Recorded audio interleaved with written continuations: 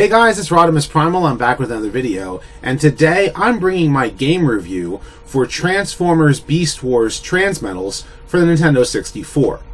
Now, there was a PlayStation game released at the same time by the same game company, but much like Teenage Mutant Ninja Turtles Tournament Fighters on the NES, SNES, and Genesis, as well as Aladdin on the SNES and Genesis, this is a completely different game. Published by Takara and BAM Entertainment, Transformers Beast Wars Transmetals was released in July of 2000 as a Blockbuster exclusive. Yeah, remember the large chain of video game rental stores? Well, because of this game is pretty rare, and is expensive if you're a collector of either video games or anything Transformers related. It's a 3D fighting game, taking characters from the Beast Wars cartoon in their Transmetal forms, and having them battle in one-on-one combat. You are given 4 selectable Maximals and 4 Predacons, with 4 more hidden characters as well.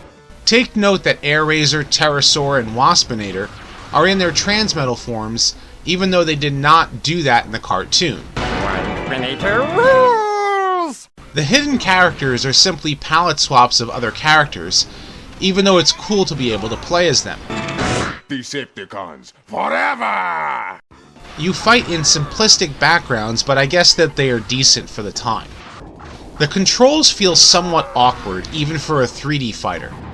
You press A or B to transform from robot to vehicle, or beast mode, and back. And the C buttons are used for different attacks, which are different depending upon what mode you're in. The thing is, the attacks do not focus in on your opponent. You have to try and aim, which leads to running around in circles just trying to get a lock on.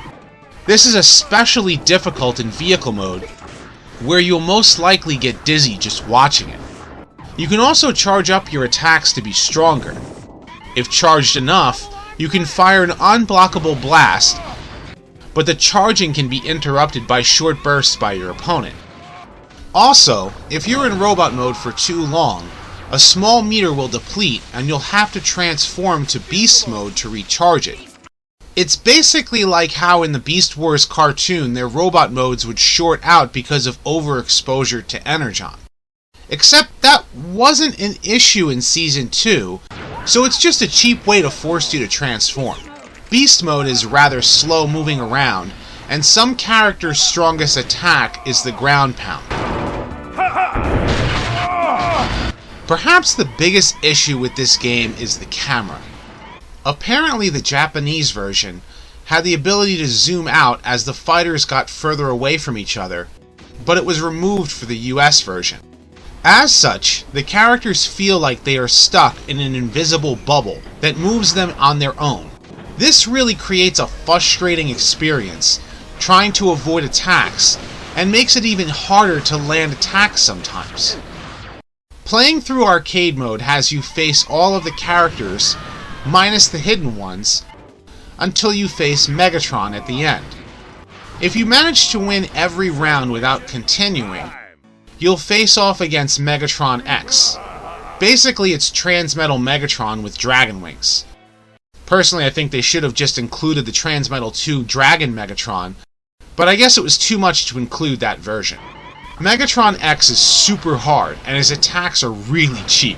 Whether or not you face him, or whether or not you beat him, you are given a text ending for each character. Overall, this game is mediocre at best. It's not the best graphically for the N64, and the controls make the game really unenjoyable. I can only recommend this to collectors, as it's not worth the price it's going for online. I give it a 5 Megatron saying yes out of 10. I hope you've enjoyed this game review. If so, like and subscribe. Leave your thoughts in the comments section below, and check out my other videos as well. I have more gaming and movie reviews, as well as Transformers discussions coming soon, so stay tuned. And as always, until next time. Situation Prime!